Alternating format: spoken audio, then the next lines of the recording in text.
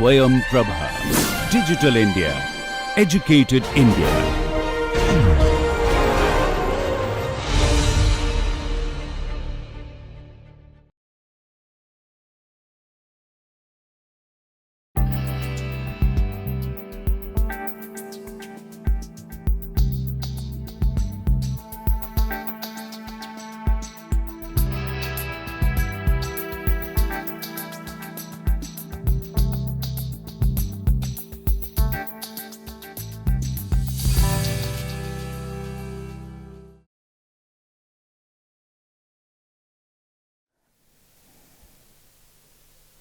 Hello friends, welcome back to our sixth module where we are discussing about the topic of reactor control.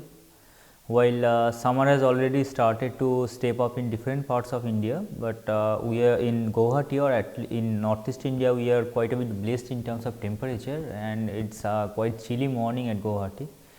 But let us go back to our topic.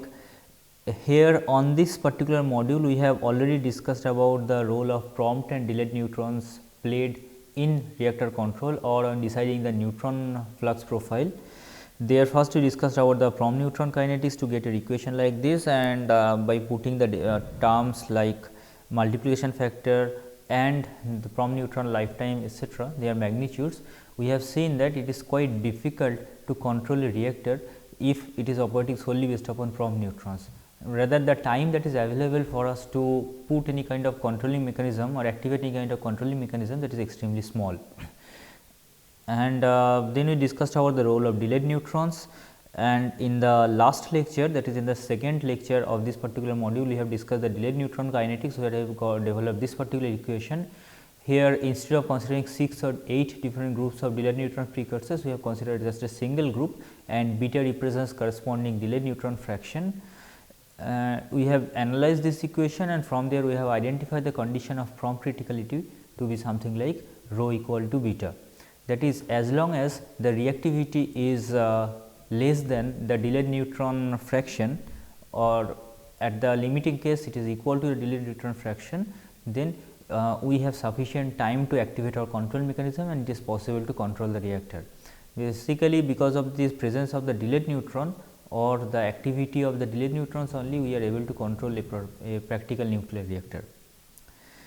Now, towards the end of our last lecture, that is in my last slide, I had some technical glitches for which some part of the slides went missing, and I had to write on the screen. Hopefully, that was clear, but still for the purpose of completeness, this is the slide that I had there. I should have shown you there.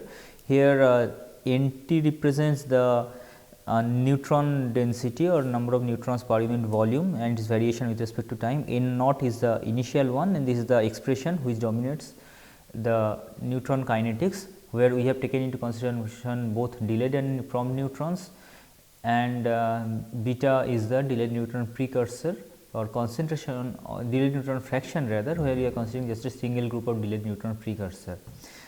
And here this is omega 1, this is omega 2, and as was proved earlier, omega 1 is extremely small compared to omega 2. Therefore, it is the second exponential term which dominates the temporal growth of this neutron flux distribution, and from there we have identified rho s equal to beta is the condition for a controlled reaction. When rho equal to beta, we call the reactor to be prompt critical, and corresponding amount of reactivity is called $1. It is an unit sometimes or quite often used in nuclear industry to denote the condition or to signify the condition corresponds to this prompt criticality. $1 refers to the amount of criticality, amount of reactivity requires to achieve this prompt critical condition. Of course, the value of beta depends upon the fuel, and as the condition for prompt criticality is rho equal to beta, so the magnitude of dollar that also keeps on varying depending on fuel. Therefore, it is not an absolute unit. Like for uranium 233, it is 0.0026 is the value of beta, whereas for uranium 235 it is 0.0065. So, correspondingly the value of $1 for a reactor operating on uranium 235 will be 0.0065, whereas if it is operating on plutonium 239, corresponding magnitude of $1 will be 0.0021. But once we know which fuel we are using in that reactor, then we of course know what is the magnitude of $1, and then the value of reactivity is often referred in terms of this dollar. In fact, 100 of a dollar is also called a cent, just equivalent to the currency notations, and it is quite common. You will find in a nuclear reactor that it is mentioned, it is presently its reactivity at the moment is 10 cents. That means its reactivity is 10% of beta. Like if it is working on uranium 235, so $1 responds to 0.0065 or 0.65%. Therefore, 10 cent will refer to 0.065%, and hence his reactivity will be 0.065 in that case, 0.065% I should say. With this, we have discussed about the role of prompt and delayed neutrons on determining the criticality or the reactivity of a thermal reactor. And let us now move to the mechanisms which are used in practical reactors to achieve this particular control, and the most common one of them is the control rods. Control rods are some elements which can be of the shape of rods or plates or tubes, which contains materials which has very high absorption cross section. Therefore, whenever this kind of elements or this kind of structures are present inside the reactor, they can eat up a significant portion of the neutrons in the neighborhood area, and accordingly they can reduce the reactivity, or they can reduce the neutron flux distribution there, neutron flux concentration there. Therefore, just by this is a schematic diagram. On the first hand, on the left hand side, the diagram shows this particular situation where all the control rods are completely inserted into the reactor, and at the moment there may be some value of reactivity that is present.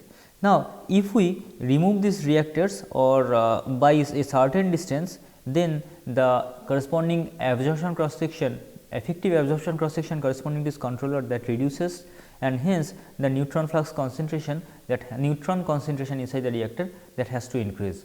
There, accordingly, by changing the position of these control rods, we can control the amount of neutrons that are available to cause fission reaction.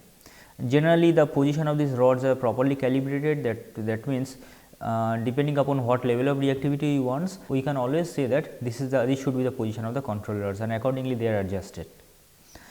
The control rods serve several purposes.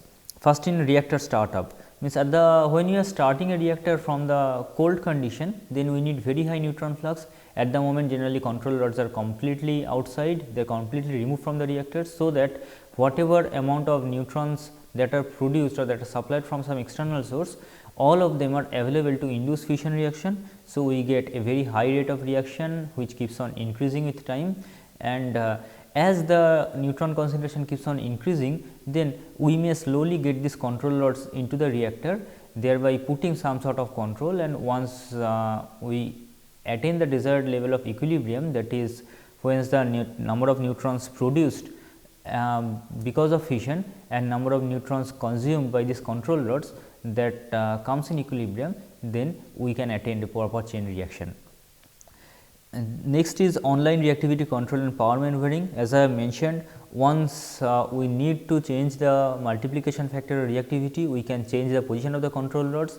Like if we want to increase the reactivity, that means if our need is to increase the power production from the reactor, then we can remove the control rod by a certain distance, so that the neutron concentration increases, and accordingly we have an increase in reactivity. The opposite is true when you want to reduce the power production. There we need to introduce the control rods a bit more, we need to insert them by a further distance. Then axial offset control. As we have seen in our discussions in the previous modules, that the neutron flux, while we want the neutron flux to be uniform throughout the reactor, it is practically not possible.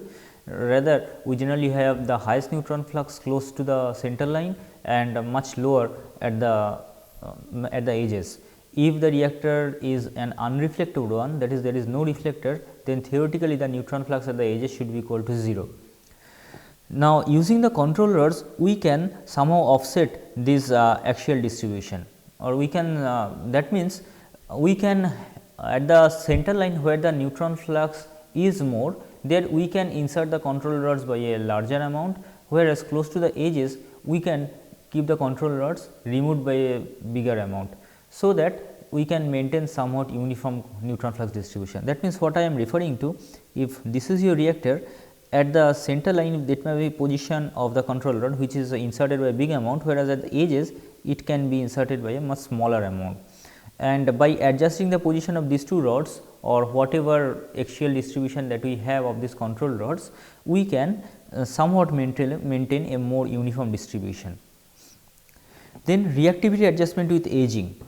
We have discussed this one also earlier. As time goes on, once we have loaded a reactor with fresh fuel, the reactivity generally is very high, because there are more number of fuel isotopes available. But as time goes on, the number of fuel isotopes keeps on reducing, and accordingly the net fission cross section or net macroscopic fission cross section, that keeps on reducing, because that is directly proportional to the nuclei density. Now, that aging effect can be somewhat compensated by the use of control rods. Like at the beginning, when the fuel concentration or concentration of fuel nuclei is very high, we can have control rods inserted by a larger amount, but as the concentration of nuclei keeps on reducing, then we can gradually take these control rods out. The next is reactor shutdown.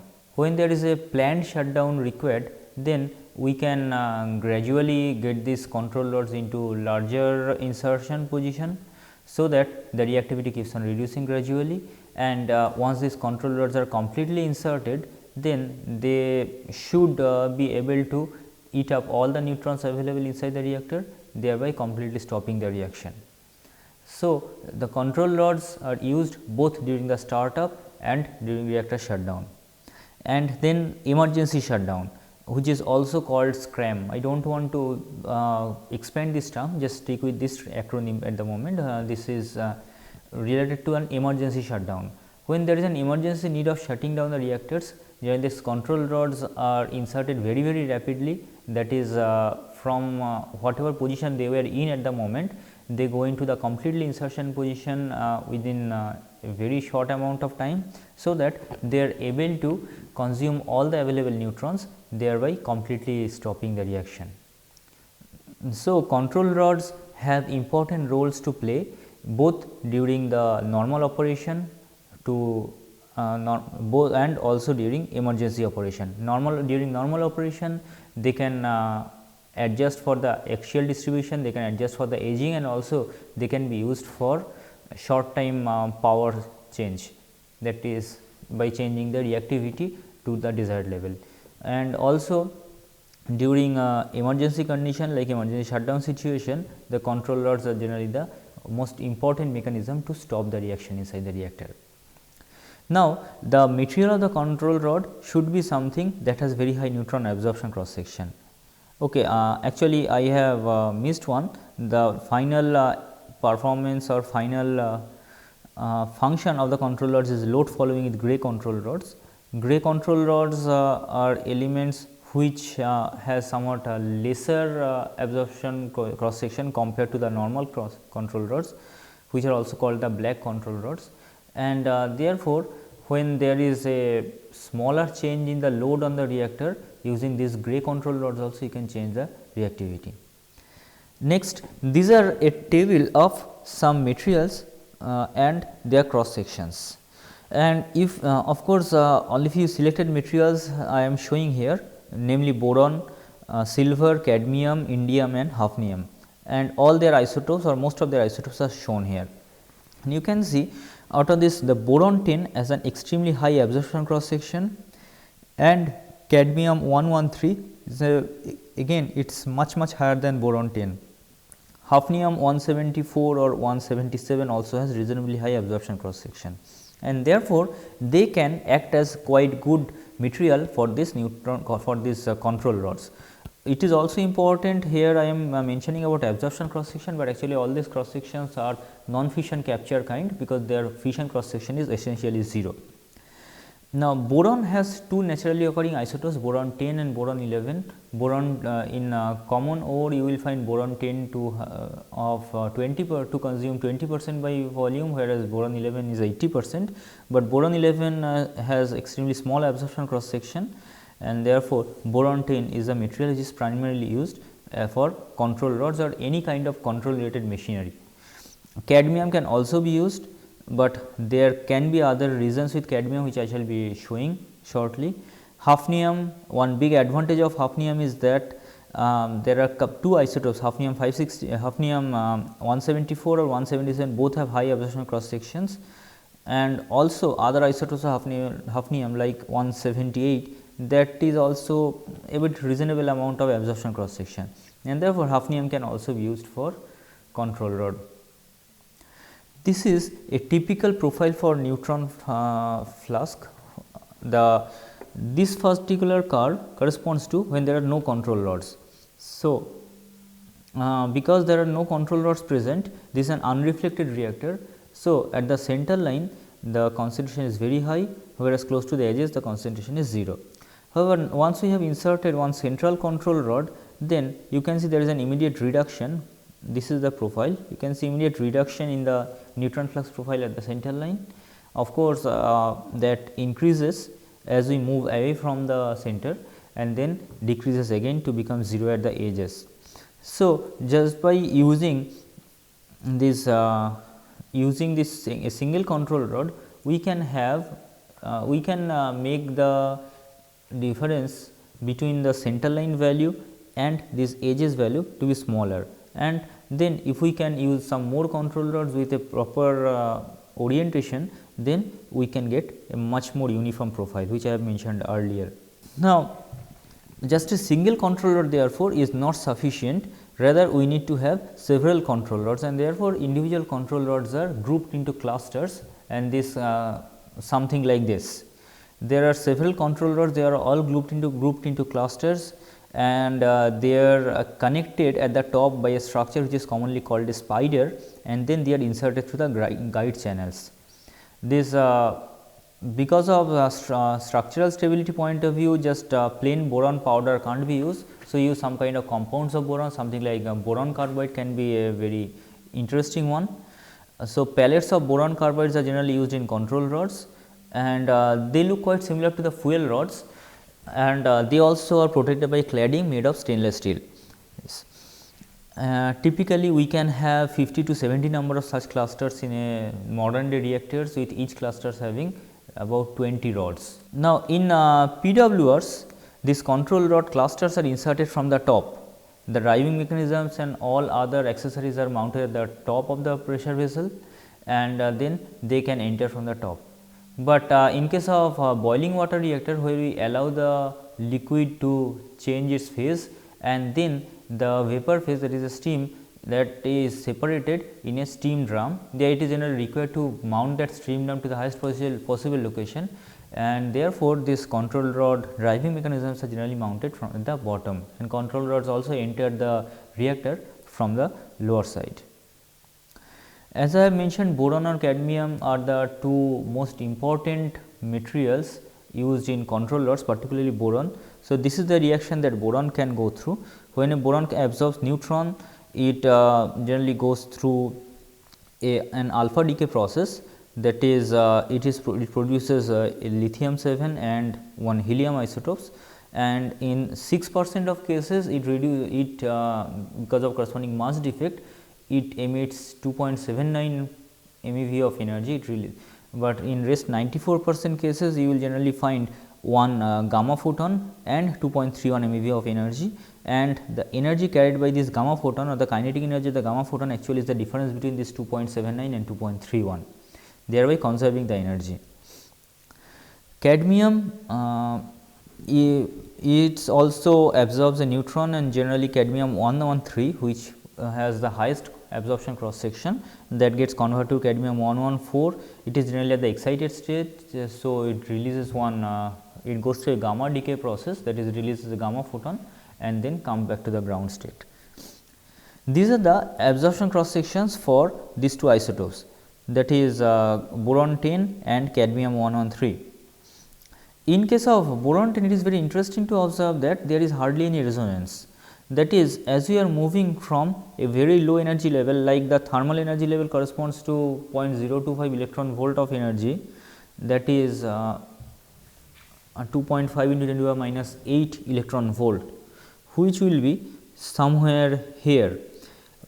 So, from the thermal range to quite high energy levels, like here it is showing something like 10 MeV at the highest one, it is more or less a straight line distribution.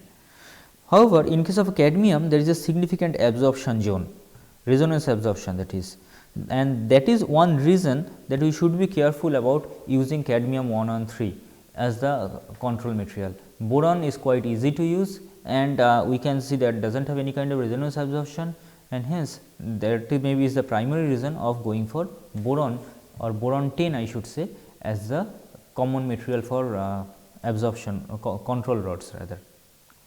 This is another technology along this chemical shim is something that is used along with the control rods. Means all practical reactors generally use control rods, but chemical shim is an additional technology that is used generally with PWRs, that is pressurized water reactors. In chemical shim we use some kind of soluble powder, commonly a boric acid H3BO3, which is a soluble white powder, and it is mixed with the water which is present inside the reactor pressure vessel, and it creates, because it is soluble, it creates a homogeneous mixture and thereby occupies the entire portion of this reactor. So, it is able to compensate for reactivity by or the change in reactivity with the change in the fuel concentration. Therefore, it is in a way method of long term reactor control, not a short term one, or it is also in a way it is not a measure which can be used under in case of emergency. Now, chemical shim also similar to boric acid, similar to the control rods, it also has several characteristics, like the acid concentration. The concentration of boric acid generally is very high at the beginning of a fuel cycle, and as time goes on, these boron 10 isotopes that absorbs neutron gets converted to boron 11, and as we have seen just 2 slides back, boron 11 has a negligible absorption cross section, and therefore, it becomes adornant, means it does not take any further part this. So, as time goes on, the concentration of this acid or concentration of boron 10 isotopes that keeps on reducing, but you should also take into account with time the number of fuel isotopes that also keeps on reducing. In a properly designed reactor, the rate at which reactivity decreases because of the depletion of fuel should be nearly equal to the increase in reactivity because of the reduction in boron 10 concentration. And if we can achieve that kind of situation, we do not need control rods at all. Basically, in a properly designed pressurized water reactors, chemical shim alone is able to take care of all the regular operations or day to day operations. Control rods are generally almost removed condition. Only if there is a rapid change in reactivity required, we use the control rods, and of course, in under emergency situations. During the initial phases of the fuel cycle, it alone is nearly sufficient to continue the operation without the support of control rods, like I have just mentioned. But as time goes on, the concentration of boron 10 reduces, and when we approach the end of a fuel cycle, its concentration virtually becomes 0, which is also an indicative that we need to refuel the reactor again. Small power changes can also be achieved with by changing the concentration of this boric acid, that is by adding some further acid powder or by adding some further coolant, we can change the concentration of the solution, and so smaller change or fine tuning of this reactivity can be done. Also it creates a homogeneous solution, therefore, it helps in avoiding the unevenness in the neutron flux distribution. And another important issue is that because of the appearance of this boron 10, the decay of the boron 10 often is found to lead to the formation of tritium. In fact, the decay of boron 10 or neutron capture by boron 10 is the primary mechanism of tritium formation. And also, like it is also true for the control rods, whenever a boron absorbs a neutron, it can undergo a alpha decay process, and the helium that are produced because of that alpha decay, that increases the pressure inside the reactor, which also somewhat helps in this entire procedure. But chemical shim also has its own limitations, like it is essentially a slow process. It for any change in concentration several minutes are required. Higher concentration of boric acid may lead to positive temperature coefficient of reactivity, which is highly undesirable. We shall be discussing this shortly. The positive temperature coefficient of reactivity, please keep in mind, and also for the moment you assume that the positive value of this temperature coefficient of reactivity is undesirable, which may happen if the concentration of boric acid is too high. And also it is not suitable for boiling water reactors, because whenever there is a phase change inside the reactor, the concentration of boric acid that keeps on increasing. So, that can significantly affect this reactivity. There can be a third mechanism which is called burnable absorbers. Burnable absorbers, again mechanism is always the same, that is to use a material with high neutron absorption cross section, just the mode of introducing that material that is different. Like in case of control rods, we are making this material in the shape of rods or plates and inserting those into the reactor or removing as per our need. In case of chemical shim, we are making this material in the shape of a soluble powder or in the form of a soluble powder, and then distributing that inside the reactor uniformly, distributing that solution. In case of burnable absorbers, we have separate pins or plates which are placed permanently inside the reactors. In certain situations, they are also added to the fuel itself. That is, this burnable absorption sometimes may become a part of the fuel pin itself. This also, their activity is quite similar to the chemical shim, but they are located at some, they are fixed at a particular locations, and therefore, they can control the neutron flux profiles around that location. Thereby, they can reduce the required number of control rods. They can also reduce the initial concentration of boric acid in case of the chemical shim process, and then similar to the chemical shim, they can also compensate for the initial activity of fresh fuel. As the fuel becomes older, fuel starts to age, then these burnable absorbers also, after absorbing neutrons, they also keeps on becoming inactive inside the reactor, quite similar to chemical shims. Therefore, the reduction in reactivity because of the decay in fuel generally gets compensated because of the reduction in this boron concentration or this absorber concentration. The negative reactivity decreases with time, and as the material gets converted to low absorbing material, and as I have mentioned, this negative reactivity or reactivity reduction should be the same as this positive reactivity decrease of the fuel.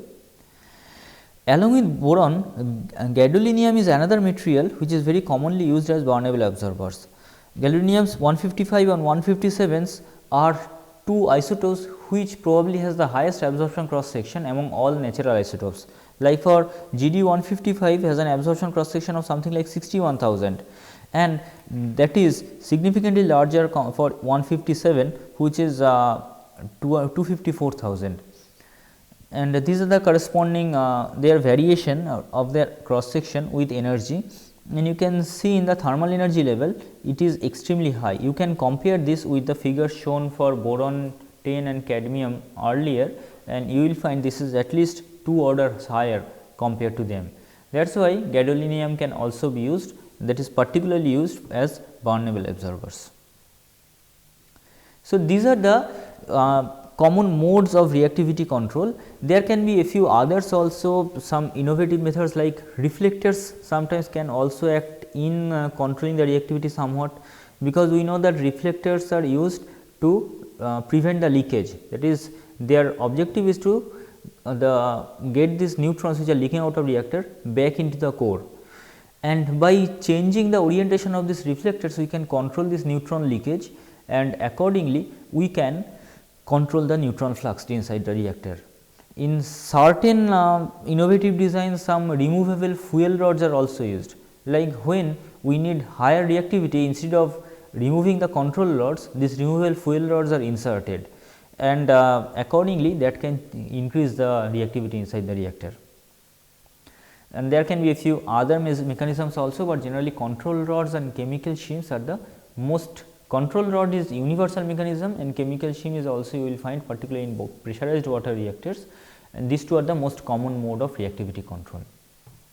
Now, we come to the term which was mentioned shortly before, temperature effect coefficient of reactivity.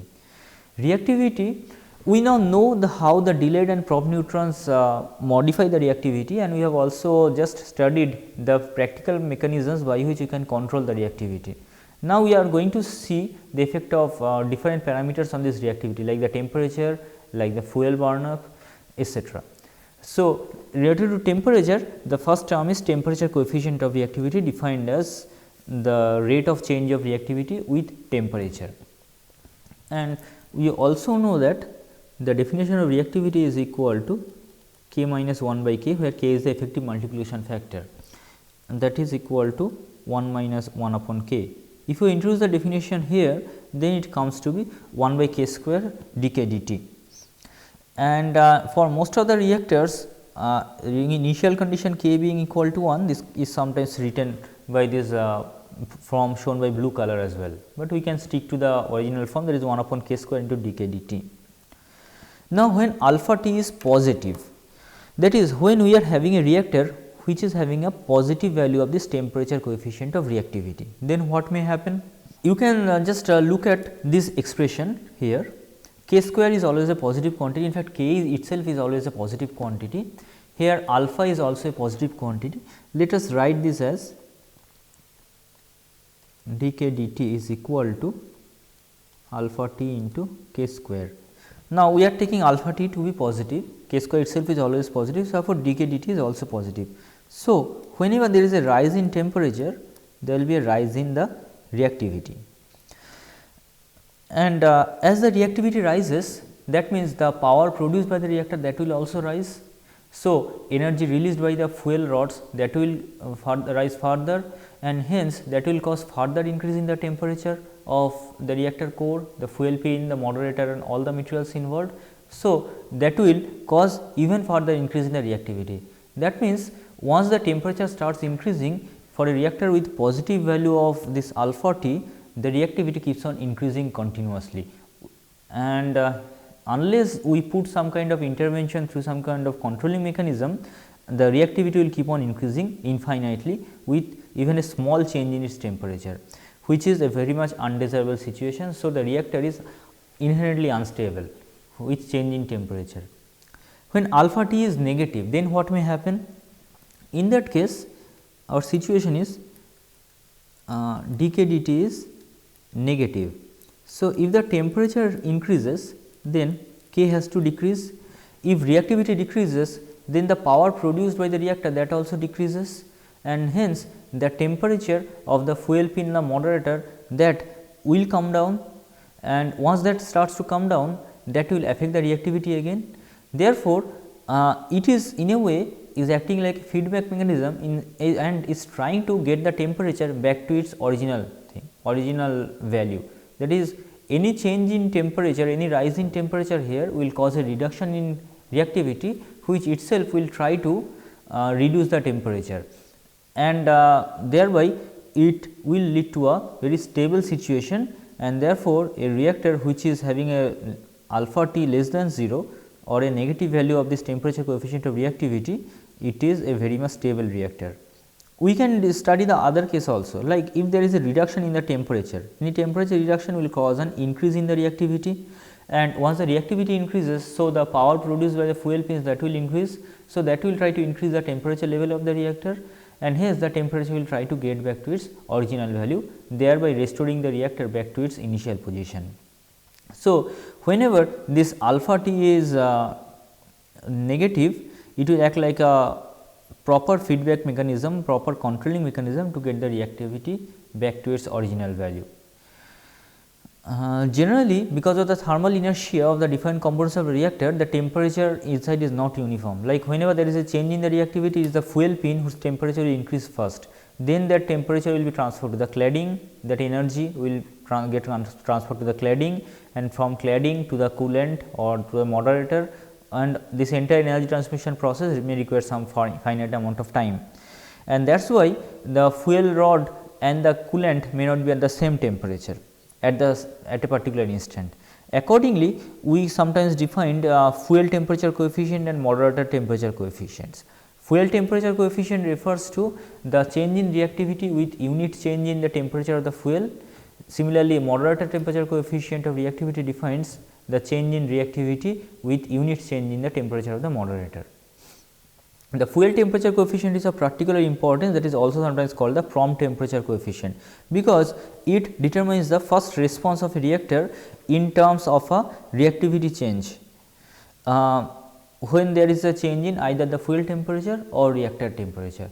This prompt temperature coefficient is probably the most important definition of temperature coefficient of reactivity that is commonly used, and as per our discussion that we shortly had, we can safely say that it is mandatory that the prompt temperature coefficient has to be negative, or we have to ensure that it is negative at the design level itself.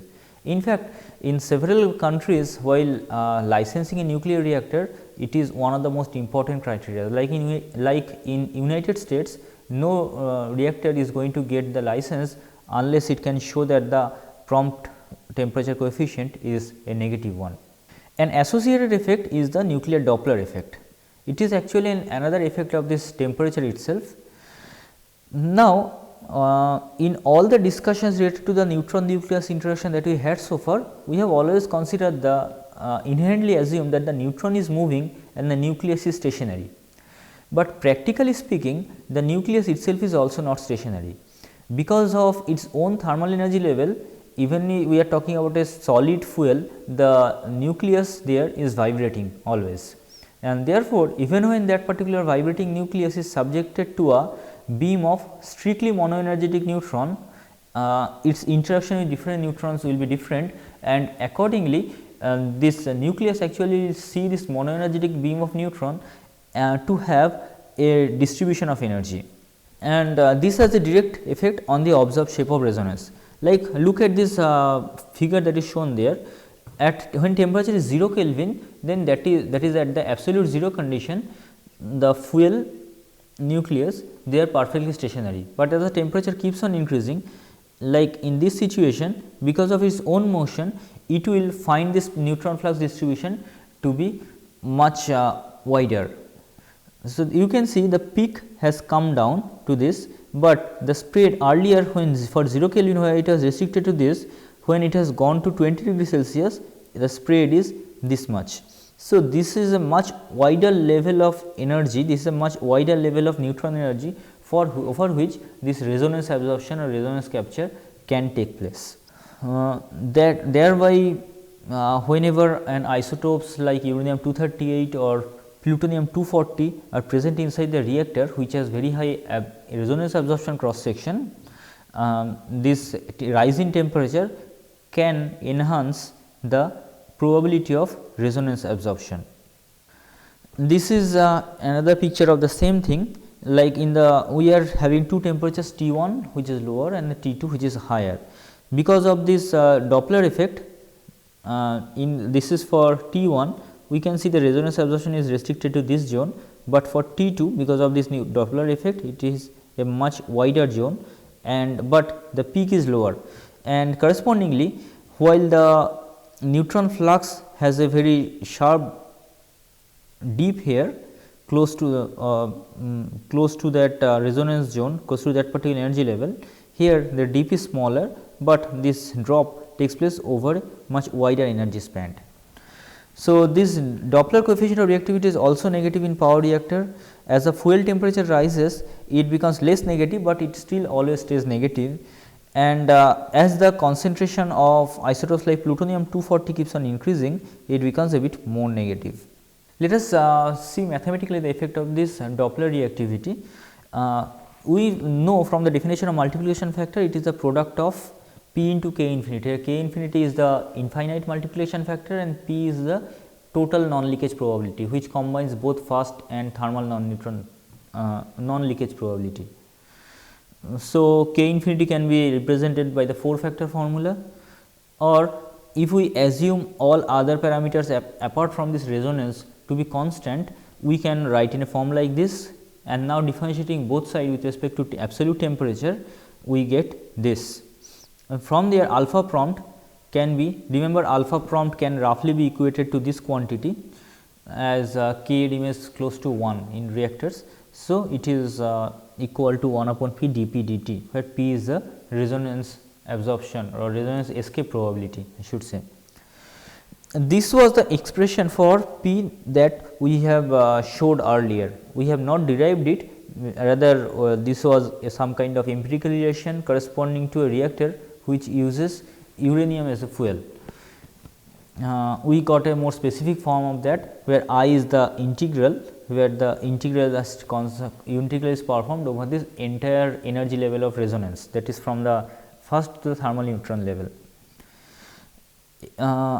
This is a very general expressions actually. In earlier the expression that we have seen, that was only for uranium-238. This is a very general expression, where in the numerator we have the subscript F refers to fuel. Here NF is the nuclear density of the fuel and V is the volume. In the denominator, M refers to moderator, Vm is the volume of the moderator, sigma Sm is the scattering cross section or average scattering cross section of the moderator, and zeta m is of course the logarithmic energy decrement of the moderating isotope. And during experiments, it has been shown that this integral can vary with temperature following a relation like this. Here T is the absolute temperature, 300 Kelvin has been taken as a reference temperature. This is a purely experimental correlation which generally involves several kinds of isotopes, but primarily uranium-238 and also involves over a large range of temperature. Here A prime and C prime are two coefficients. Small a, this one is actually the radius of the fuel rod, but it is given in centimeter. Similarly, rho bar is the density of the fuel given in gram per centimeter cube. And A prime and C prime can vary with the fuel. These are the values that are given. Like for uranium-238 in the form of uranium oxide, the A prime value is 61 into 10 to the minus 4. You please take a note of this point here. This refers to actually the value of A prime for uranium-238 for this one is 61 into 10 to the power minus 4, and C prime is 0.94 into 10 to the power minus 2. With these values, we can put the expressions for this P into the expression for alpha prompt and perform the differentiation with respect to temperature so we get this. And now, by differentiating I with respect to temperature, we get this. Here beta I is nothing but this particular constant, that is here this beta I is A prime plus C prime divided by A into rho bar. And then by rearranging the term, here another replacement that we can do, that is if we put the expression for I at 300 Kelvin into this expression, then P at 300 Kelvin will be equal to exponential of minus NFVF by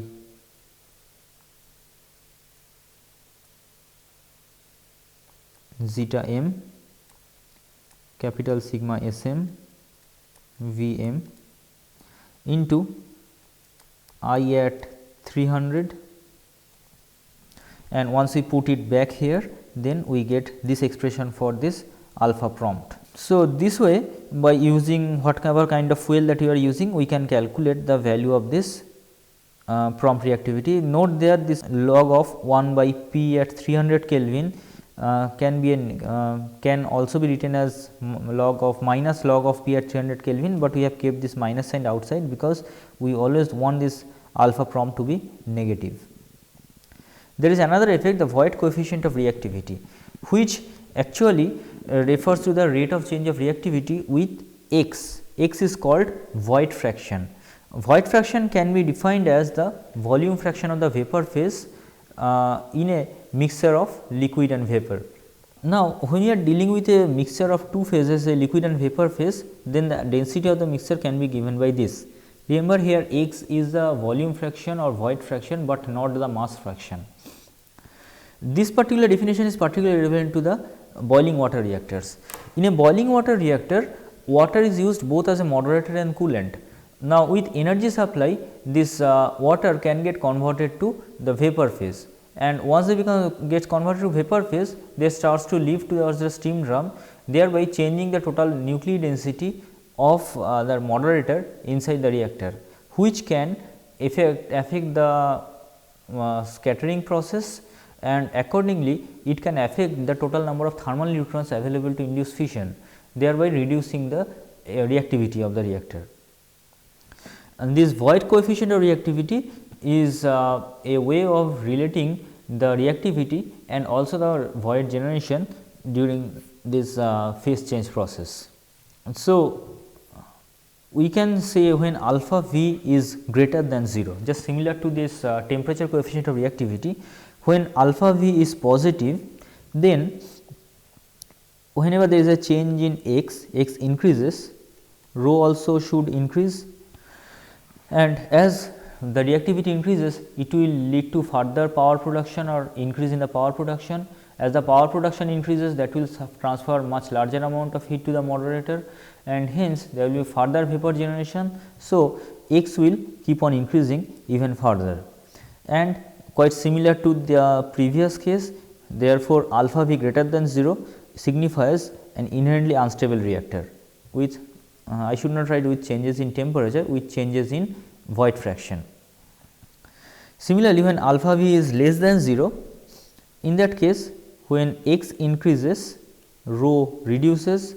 As the rho is reducing, then corresponding power production from the reactor also reduces, hence lesser amount of energy is transferred to the moderator, thereby reducing the total void generation, and that therefore tries to reduce this x itself, acting like a feedback mechanism. So, alpha V less than 0 leads to an inherently stable reactor to changes in void fraction. It should not be temperature again, changes in void fraction. Therefore, we have seen the temperature coefficient of reactivity should be negative for a stable operation. Similarly, this void coefficient of reactivity should also be negative. The boiling water reactors with negative alpha V can achieve automatic load following capability, because just the way I have mentioned, they couple the load on the turbine with the recirculation flow systems. So, whenever there is an increase in the load on the turbine, the flow through the reactor also increases, and as flow through the recirculation channel, that also increases, and as the flow through the recirculation channel increases, the power produced or if the power production remains constant, then the void production inside the reactor, that should reduce, because total mass of coolant has increased, but power is the same. And as the void fraction reduces because of the negative value of alpha V, that will cause an increase in the value of reactivity. That means, what I was saying, when the load increases, total mass flow rate of coolant that increases, and if power remains constant, an increase in mass flow rate will reduce the x, and because of the negative value of alpha V, that will cause a increase in the value of rho, and once rho increases, total q dot increases, total power production that will also increase, which of course will try to get the x back to its original value, but that will achieve something called the automatic load following capability. So, in a nutshell, we want both temperature coefficient of temperature coefficient of reactivity to be negative and void coefficient of reactivity also to be negative for stable operation of a reactor. Next, let us check the effect of fuel burn up. We have seen the effect of temperature, now fuel burn up or the change in the fuel fraction inside the reactor. Let us consider an infinite thermal reactor which is operating based upon uranium. Now, we remember that natural uranium generally comprises of 3 different isotopes: uranium 235 about 0.7%, uranium 238 99.3% and very trace quantity of uranium 234. Here we are neglecting uranium 234 because that hardly has any kind of nuclear characteristics. Then there should be 2 different isotopes present inside the reactor, 2 different fuel isotopes I should say, uranium 235 and 238. But here we are also mentioning plutonium 239. Now, from where the plutonium may come into picture? Because of this, the non-fission capture reaction of uranium. Uranium 238 absorbs 1 neutron and to produce uranium 239, which goes through 2 different steps of beta decay to produce plutonium 239. This particular reaction is called breeder reaction, and this particular reaction is the basis of fast breeder reactors, which we shall be studying in a later module. So, let us check all these 3 isotopes or their concentration separately. Here we are using one shorthand notation. Uranium-235 is represented as 25. Actually, to denote this kind of notation, we first use the last number of this and the last number of this. Accordingly, say uranium-233, that will taking this 2 and taking this 3 will be called 3. Similarly, 94 Pu 239 is a shorthand notation. It should use this 4 and should this 9, 49. This way we sometimes use a shorthand notation to denote isotopes during such mathematical analysis. So, this is the corresponding equation. Uranium-235 there is no source of production, but it decays by absorption of neutron, and then we rearrange the equation and we get this exponential solution. Similarly, uranium-238, what should be its notation? We are taking this 2 and then we are taking this 8. So, it should be denoted as 28. So, it also goes through the decay process. There is no source of producing uranium-238 as well. So, we get a very similar exponential reaction. Here N025 and N028 represents their initial concentrations.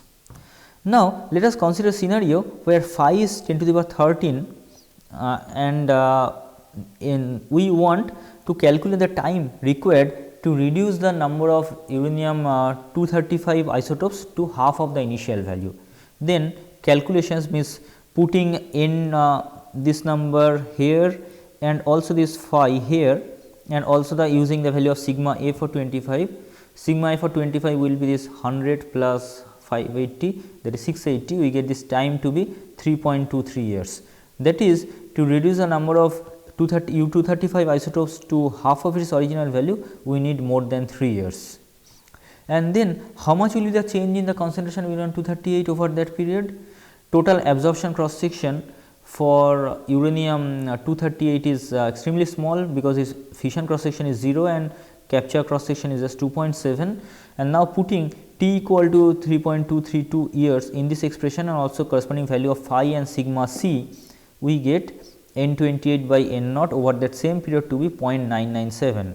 That means there is hardly any change in the concentration of uranium-238, and hence uranium-238 concentration can be assumed to be constant. Next we move to plutonium. Plutonium as a short form notation is 49. This is the corresponding conservation equation. Here are two terms. This is the decay rate of uranium-238, because of which this plutonium is getting formed, and this is the decay rate of plutonium itself.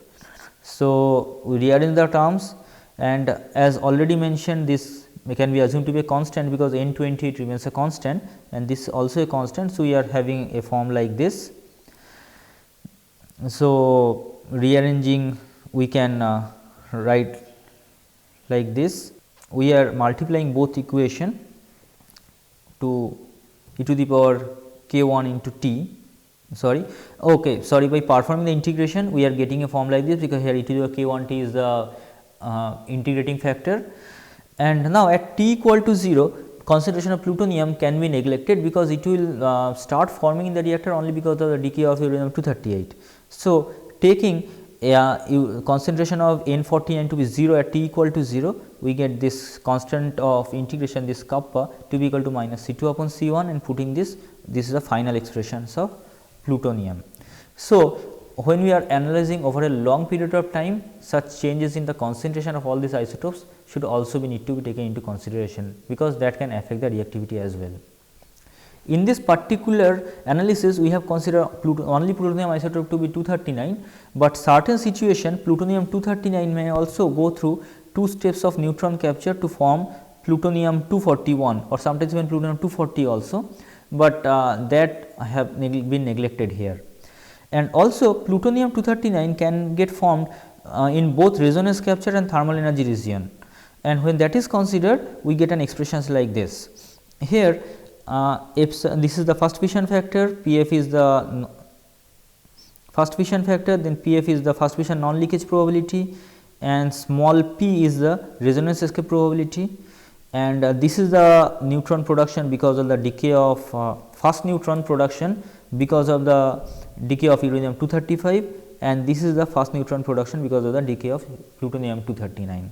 Please go through these reactions properly and you will be able to understand. Let me go through quickly to the last part of this particular module, where we shall be discuss about fission product poisoning. Poisons refers to certain isotopes which may appear following radioactive decay of the fission products, which has extremely high absorption cross section, like xenon 135 and samarium 149. They have extremely high neutron absorption cross section, and therefore, they can significantly affect the neutron flux distribution. Now, their effect on the multiplication factor will come solely through the fuel utilization factor, and therefore, reactivity can also be written somewhat like this, where F or K refers to the general situation, this is, and F naught and K naught refers to the situation without the presence of any poison.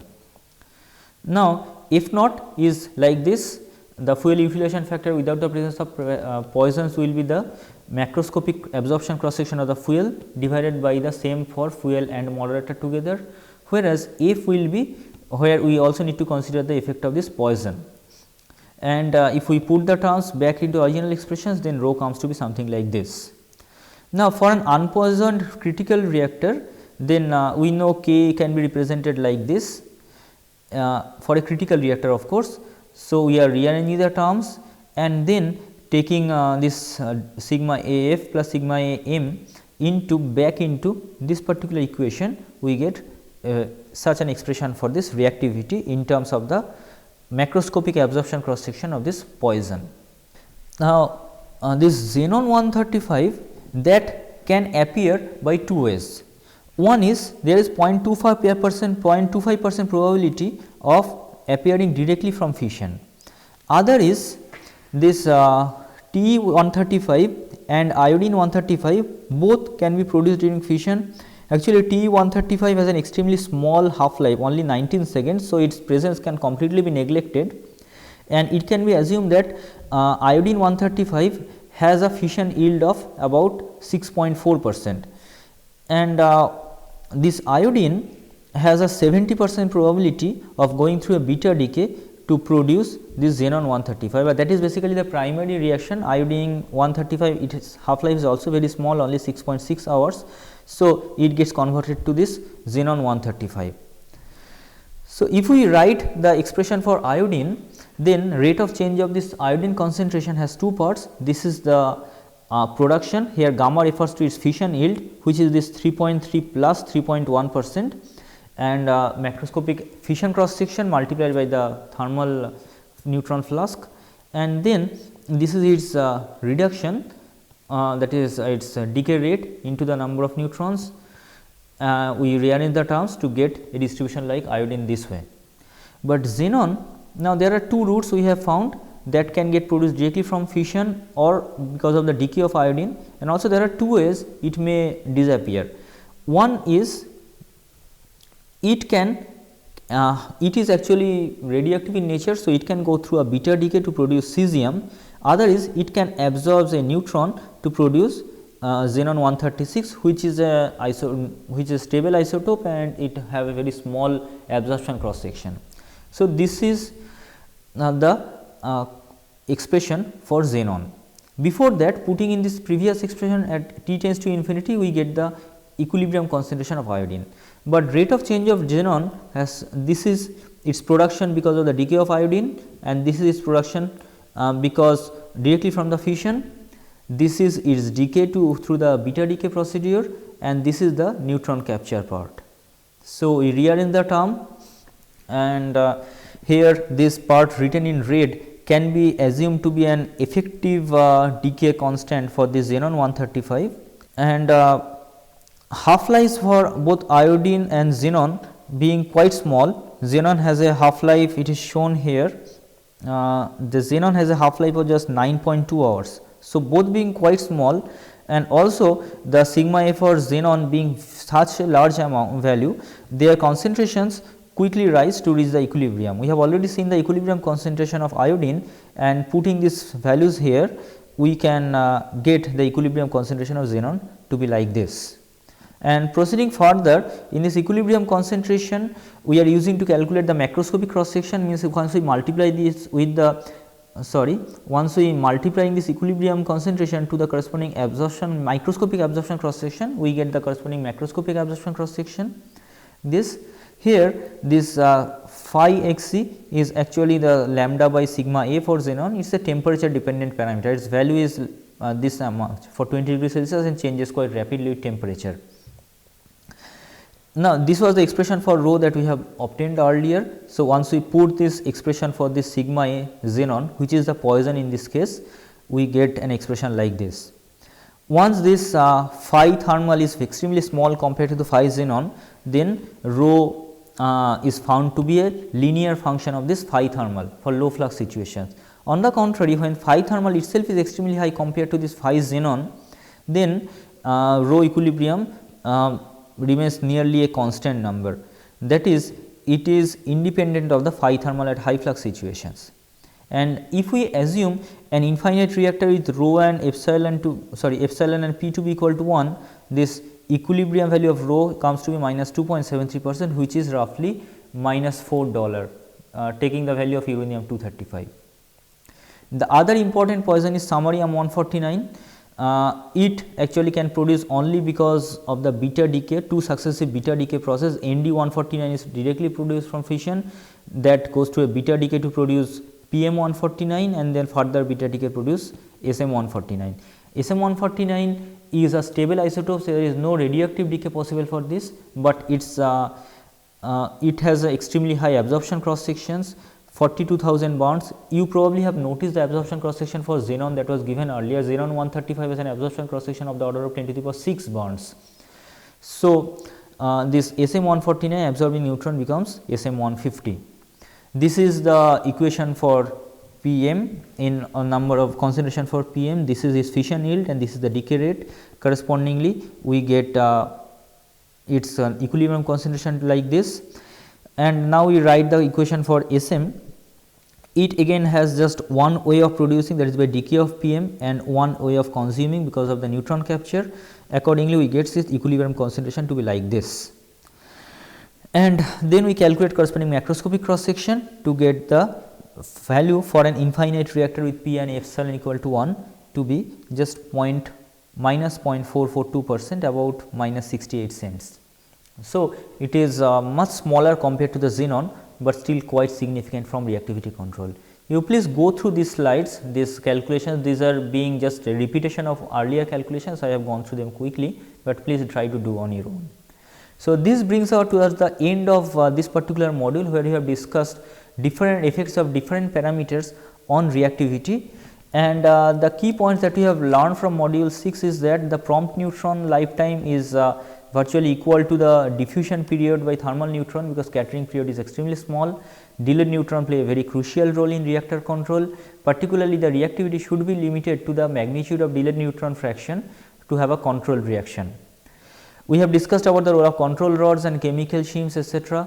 Control rods are generally used for immediate reactivity control, whereas chemical shims generally compensate for initially high activity of fuel, or for slow control chemical shim can be used. Then we have discussed about the effect of fuel burn up, the effect of temperature we have discussed, the prompt temperature coefficient and void reactivity coefficient both should be negative for stable operation. The burn up also must be considered for analyzing long term transient, particularly the appearance of different isotopes of plutonium is very important even in a uranium rich reactor. And finally, we have discussed about the role of two neutron Poissons, xenon 135 and SM 149. Both of them has been found to affect the reactivity quite significantly. So, that is it for the 6th module, where I have discussed about the topic of reactivity control, and in this particular lecture we have discussed about the effects of different parameters like fuel burn up, temperature and neutron Poissons on reactivity. In a practical reactor, all these factors need to be taken into consideration while deciding the role of the controlling mechanisms or the activity of the controlling mechanisms. So, thanks for your attention. In the next week, we shall be moving to the 7th module, where we shall be talking about the thermal reactors. So, bye for now.